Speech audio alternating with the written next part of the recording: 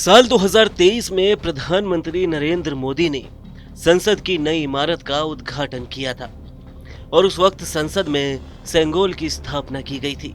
वही सेंगोल जिसे विपक्ष राजशाही का प्रतीक बता रहा था। उस वक्त भी सेंगोल पर खूब बवाल मचा। फिर बात ठंडे बस्ते में चली गई। हालांकि उसके बाद 2024 के लोकसभा चुनाव भी हुए, मगर तब भी सेंगोल का मुद्दा किसी दल ने नहीं उठाया और अब करीब 2 साल बाद एक बार फिर से सेंगोल का जिन्न बाहर आ गया है।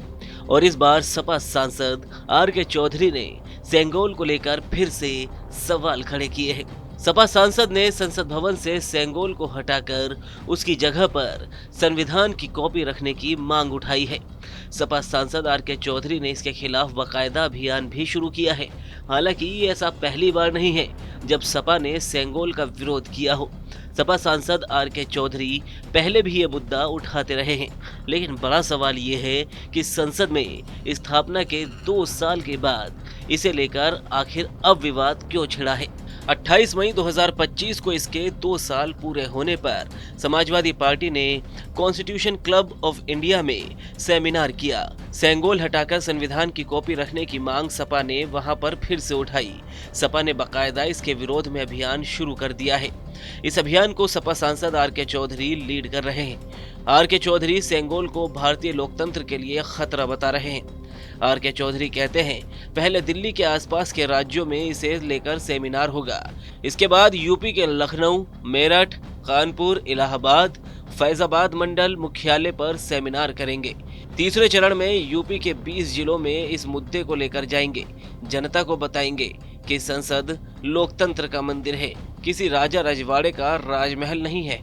वहीं इसे लेकर एनडीए में शामिल अपना दल की मिर्जापुर से सांसद और केंद्रीय मंत्री अनुप्रिया पटेल ने सवाल उठाया। अनुप्रिया पटेल का कहना है कि सपा अब इस मामले को क्यों उठा रही है। अगर सेंगोल के इतिहास पर नजर डाले तो सेंगोल 5 फीट लंबी और 2 इंच मोटी एक ऐतिहासिक महत्व वाली छड़ी है। सेंगोल तमिल भाषा का शब्द है जिसका अर्थ है राजदंड या राजा की छड़ी। ये तमिल के शब्द सेम्मई से लिया गया है जो न्याय और निष्पक्ष शासन का प्रतीक माना जाता है। ऐतिहासिक रूप से चोल राजवंश के समय सेंगोल सत्ता हस्तांतरण का प्रतीक था।